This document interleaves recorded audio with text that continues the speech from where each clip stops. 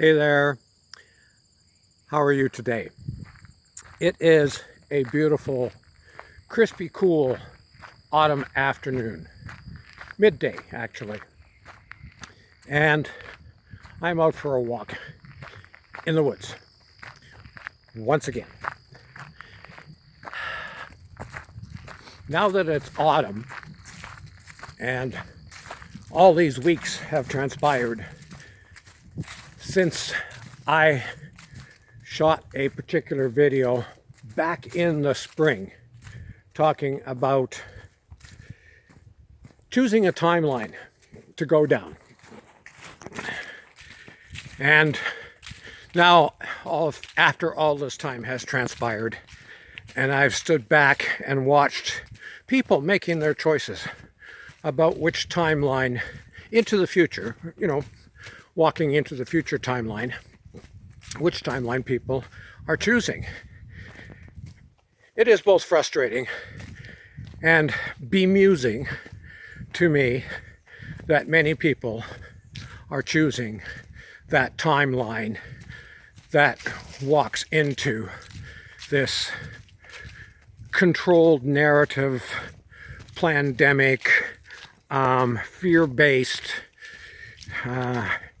control freak future,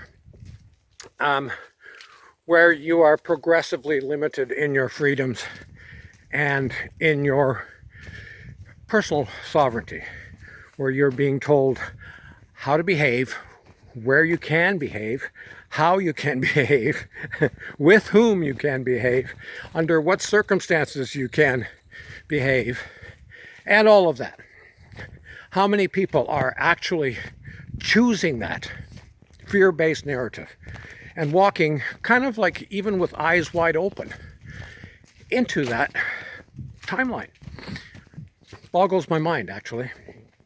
So the other timeline, of course, is choosing love over fear, choosing freedom over slavery, choosing personal sovereignty over being masked and having your identity stolen from you or defined for you, whatever.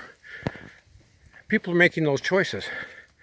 And it is interesting to see not just strangers out there on the social media world, but friends and family choosing which timeline, choosing to be empowered in this time of obvious choices, or choosing to allow themselves to be disempowered by the narrative that's being spun and the way that they think about reality, what their reality picture is.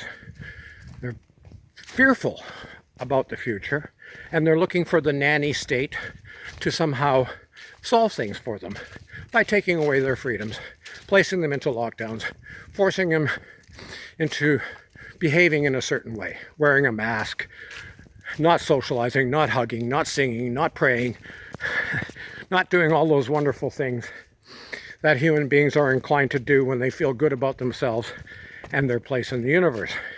Instead, they're hiding out. Not just physically hiding out in their home, social distancing and all of that stuff, but hiding out from themselves, hiding out from the glory that it is to be alive within this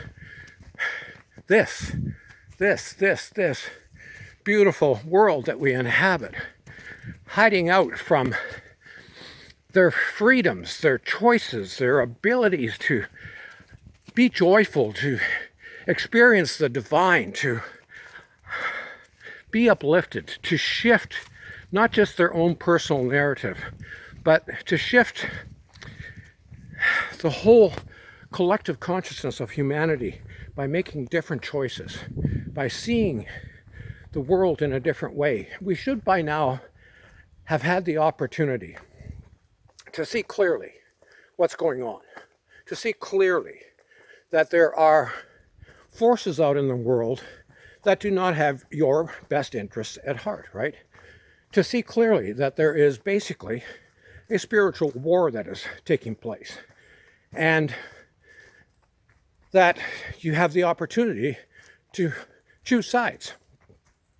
I mean, you can choose, if you wish, to be a spectator, but you know the old saying that those who stand by and allow evil to do its stuff out into the world are guilty by not resisting, by not standing up, by not speaking out, right? And compliance with the draconian rules and regulations, the fear-mongering, the state-mandated limitation of your ability to be you is compliance with evil. And if you don't want to see that, if you don't want to accept that, that's fine. It's still true, right? Your compliance, willful compliance, and your willful ignorance, refusal to educate yourself about the truth of what's going on.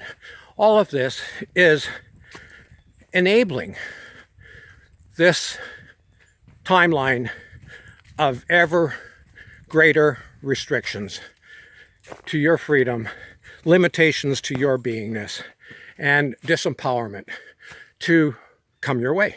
So that's what you're choosing if you're doing that. Or you could be choosing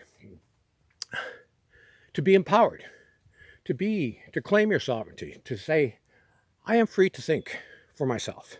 I am free to choose how to behave. This is my life and I'm going to live it.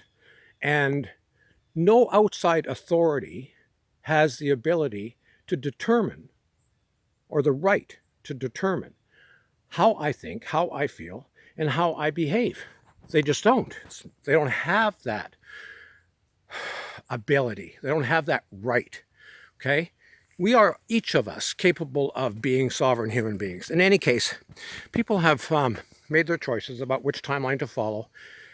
It's not too late to change your mind. It's getting down the road somewhat, and the paths have diverged, and some people have chosen, call it the left-hand path into greater darkness, and some people have chosen the right-hand path into greater lightness, okay? So it's not too late to change your mind, double back on that path and choose the other one. It's not too late. You can still do that. However, time is progressing, and your choices are becoming harder and harder to reverse. So it is now fall, and it is now harvest time. And we shall see what the harvest brings. Look at this cornfield here, right? You can see it is ready to harvest. And that harvest is just about to show itself. And some of you will be shocked. Some of you will be surprised. Some of you will be in abject denial. But nevertheless, the harvest is here.